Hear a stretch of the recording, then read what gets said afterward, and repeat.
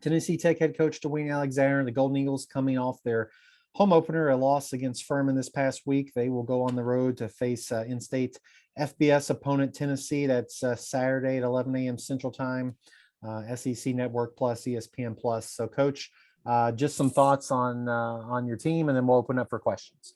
Okay. First of all, it was a great day for college football in Cookeville. Very blessed to get to play. It was recognizing the 20th anniversary of the 9/11 terrorist attack on our country. I thought our university and our athletic administration and event staff did a great job of, putting on a great game day event. It was our first, full capacity home game that we've had since the fall of 19. We had almost right at 9,000 fans at our game.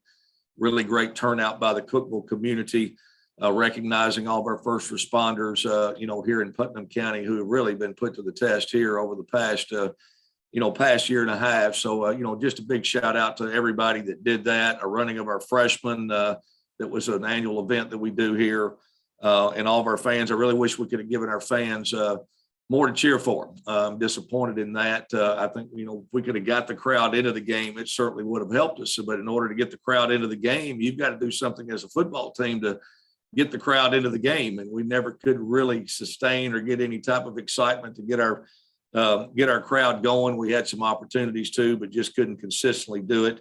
We played a very solid Furman football team.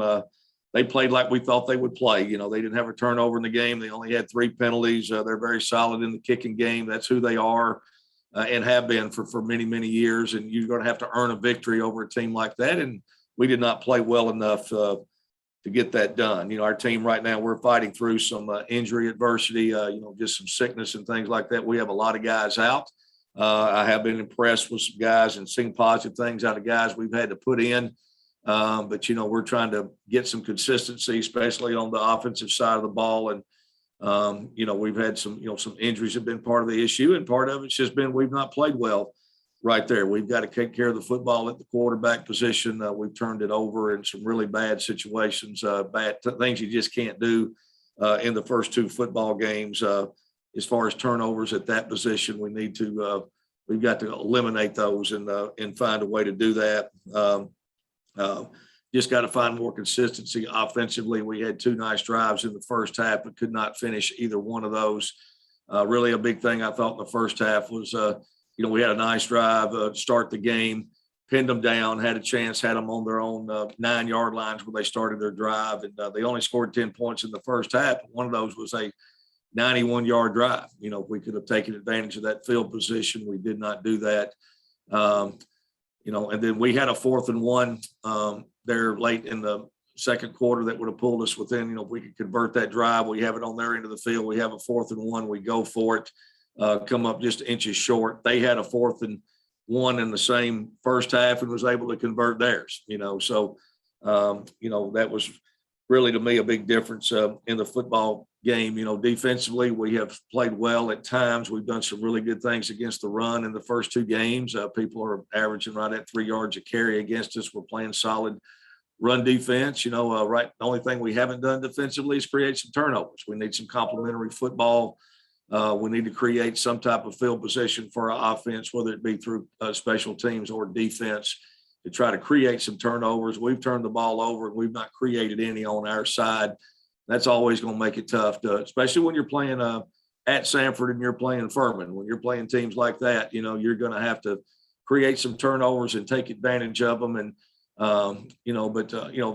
I'm confident in our team. I mean, like I said, we're fighting through some adversity right now, but the good thing, our guys will fight through it. Our staff will stay the course. Our players will stay in the course. And certainly, if you look at the schedule, it's not gotten easier this week. Okay, going up to the University of Tennessee, playing an FBS team, a Power 5 school, in their stadium. Our guys are excited about the game. So, we're at that point in time in the season where you got to put the one on Saturday behind. You got to roll up your sleeves on Sunday, close that one out, and go back to work. And that's exactly what we've done. Thanks, Coach. If anybody has a question for Coach Alexander, if you just let me know down in the chat, I can call on you, and then you can unmute yourself and ask the question. But so before cue those up, Coach, just a little bit more about the Tennessee, though. You take it's roughly 100 miles east there to play them. It's the 7th time you all faced them in school history, and the first since 2016. So I guess about just getting that chance. Yeah, well, it is a great opportunity for guys. Everybody look around. I think Southeast Missouri is playing at Missouri this week. I know Murray played at Cincinnati this past week. Everybody in our conference, have those type games. I know Austin Peay just finished playing at Ole Miss. It's something that all the FCS schools do, and certainly our conference, all do that. So it's a great opportunity. Our guys are excited about that. A little extra exciting for all of our in-state players. We have many regional players, many state of Tennessee players in our program. So, obviously getting to play in Neyland Stadium, and play in that type of atmosphere. These games are always exciting for them to play. We are approaching it as we would any game. We game plan for it. We're going to go in there and we practice here every week to win the game. I know I've heard Coach Walden say that. Other coaches have said that. Look, we're practicing, preparing. We got scout cards drawn up. We're going in there to play well and to try to win the game. Right now, the biggest concern I have for our team is just trying to keep our team getting better. Right now the focus is on Tennessee Tech more than it is an opponent. That's whether it would be Tennessee or Tennessee State or Tennessee Martin.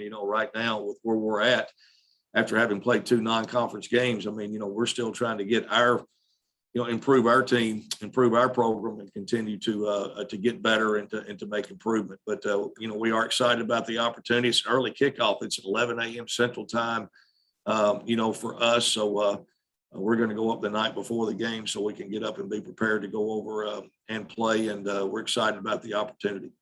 Al has a question. Al, go ahead and unmute yourself and ask away. Hey, Coach, how do you prepare for that sort of offense that Josh Heupel is going to run? How do you get your defense into that mindset? Yeah, and that's a great question. And we've already played an offense like that in Sanford. We played them the first week of the season, so that helps us a little bit. Sanford is very much the same thing. It's the same system. It's the same offense. It's the Hal Mummy, Mike Leach, up-tempo, air raid, offense for whatever. Everybody's got a name for it, but that's what it is. Trying to snap the ball quick, get on the line, put a lot of pressure on you, spread the field, sideline to sideline. The key of it's the tempo. And so, it's something that we'd worked already against Sanford and seen in the first game. And, you have to utilize your scout teams and multiple huddles and trying to create the pace of that, in practice and, a little bit, different way on defense of trying to get your signals in and calls in and, using some cards ourselves on defense. And, but we have a good plan for it. We've seen it. The main thing there is they just try to get you out of whack, make you miss a tackle in space or get you where you get your eyes in the wrong place real quick. And, and it hurts you. There's nothing super complicated about it, but just, the pressure they put on you constantly, to make you have to tackle in space against really good players. And now one thing Tennessee does a great job of, I think, now they've missed on some of the first couple of games, but boy, they're not afraid to throw deep balls now. They're going to always take a shot. They're always going to try to stress you, not just, sideline to sideline, but they're also going to vertically, put pressure on you. They're going to put pressure on your corners. They're going to, I don't know, about every 7th or 8th throw, they throw one up there. They throw a deep one. They had some guys open in the first game, or really in the Pittsburgh game, where they could have had 2 or 3 other scores. But I know they will continue to work that and do that. But they put a lot of pressure on you. We've worked hard against it, and got a good practice, to try to. We have a scheme to try to practice up against it. The key is just get lined up, communicate, and on our side, try to play fast and play sound. Thank you. If anybody else has questions or a follow-up there, let me know down the chat. We got about 2 or 3 more minutes with Coach Alexander. Coach, one question I had been to see if anybody else has Tennessee through their 2 games. I believe they're second nationally in tackles for loss, 10.5 a game. So getting that pressure if you're trying to establish the run game for you, can you talk about that challenge? Yeah, I'd say they're very talented up front. I've been very impressed with their defensive front. 2 things I've been impressed with Tennessee, just watching them on film. They play with a lot of emotion and passion. I like how they play. They're playing excited on defense. They're running around on defense. They're jumping up and down. They're celebrating each other. They're celebrating big plays. They certainly have, been an aggressor on defense. I've been very impressed with their defensive front, their defensive linemen, their interior guys are very active and very good. I think they have a defensive end that was able to get eligible, I think, this week. That's supposed to be a difference maker in Byron Young. And so they're very, very talented. They have a SEC defensive front. There's no doubt. And that's kind of where it all starts for them. They've been very active, and I like how they run around. I like how they play on defense. I've been very impressed with the energy that the Tennessee team has played with. And on offense, they play fast, and, I've got guys that can make, plays with the ball. Their quarterbacks can both run, and everybody they put in the game can pull the ball down and run at the quarterback position. That's always another dynamic to add. For us, we're just trying to, let's get some things we can hang our hat on. Let's get some personnel we can hang our hat on. Let's try to, do the basic things well, just routine throws, routine catches, get our hats in the right spot. And we really need to improve the Tennessee Tech football team in practice this week. And if we'll prove that, we'll play better on Saturday. We know we're facing an outstanding opponent. We have, I told our guys, I put in our team meeting on the board, the OVC record right now for 2021, it's 0-0 all the way down. I'm not the only coach that's done that. I'm sure everybody in our league has done that. You look at everybody's playing a game, like this outside of the conference, so you look at right now what the OVC record is. There's a lot of football in front of this team. We've just got to try to get some guys back healthy, which I feel like we will, and roll up our sleeves and keep working, which I know our guys and our staff will. Coach, thanks for your time this morning. Best of luck on Saturday, and then we'll talk to you again next Tuesday. Hey, thanks, Kyle. Appreciate you.